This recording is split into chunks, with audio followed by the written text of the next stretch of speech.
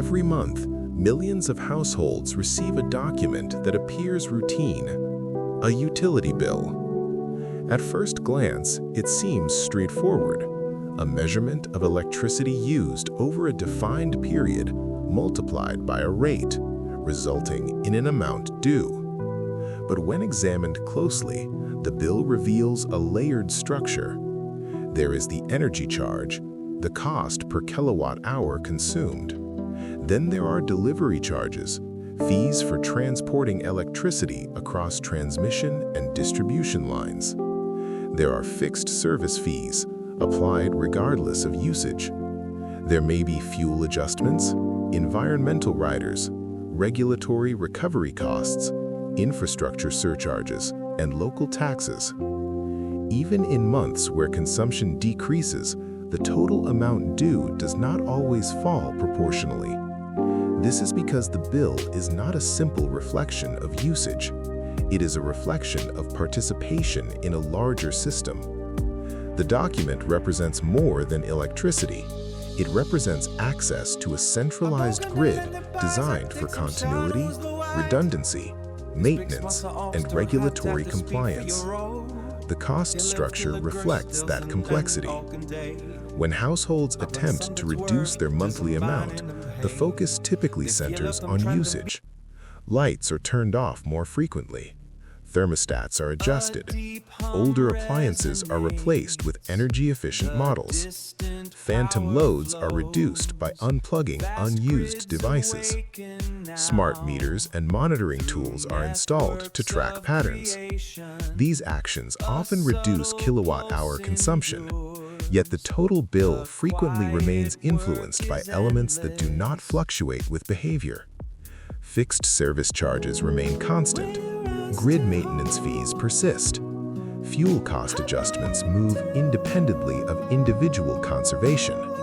The result is a partial relationship between effort and outcome. Consumption can be modified. Participation costs remain. The quiet constraint lies in the design of centralized energy distribution. Electric grids are capital-intensive systems. They require continuous maintenance, infrastructure upgrades, vegetation management, storm restoration capacity, cybersecurity measures, and regulatory oversight. These costs exist whether a single household consumes 500 kilowatt-hours or 50. To sustain the grid, utilities distribute portions of these costs across all connected customers. This creates a structural baseline, a floor beneath which monthly charges rarely fall. In other words, a portion of the bill reflects the cost of remaining connected, not the cost of electricity itself. The structure prioritizes reliability and continuity. It is engineered for universal availability. And universal availability carries fixed obligations. Outside the centralized grid model, alternative energy structures exist. Some are supplemental systems that operate alongside grid connection. Others are designed for isolated environments, remote cabins, agricultural properties, or off-grid dwellings. These formats vary in scale, complexity, regulation, and technical demands. They differ primarily in structure. Instead of paying into a shared infrastructure network, energy generation occurs at or near the point of use. In such formats, costs shift from ongoing service participation toward equipment acquisition, installation, and maintenance. The financial structure changes.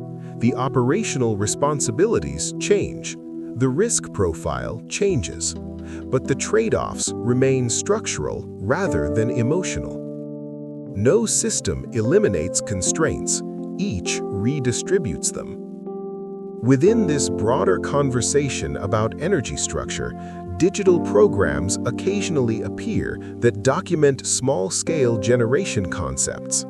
One example circulating online presents step-by-step documentation of a ground-based electricity generation experiment assembled from basic materials. The program does not function as a utility provider. It does not replace regulatory frameworks. It exists as informational material describing a particular configuration tested by its creator. Its presence reflects a wider pattern, individuals exploring structural alternatives to participation-based billing systems.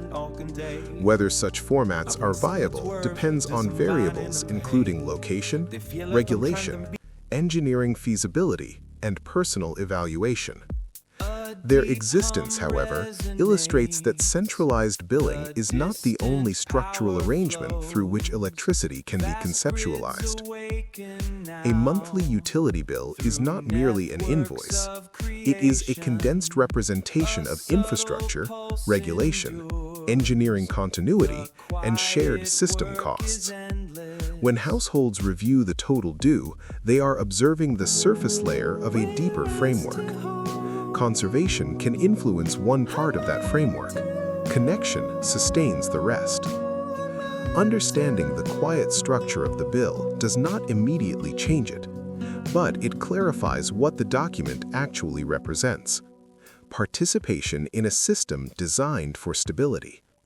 And, like all systems built for stability, its structure carries obligations that operate quietly, month after month.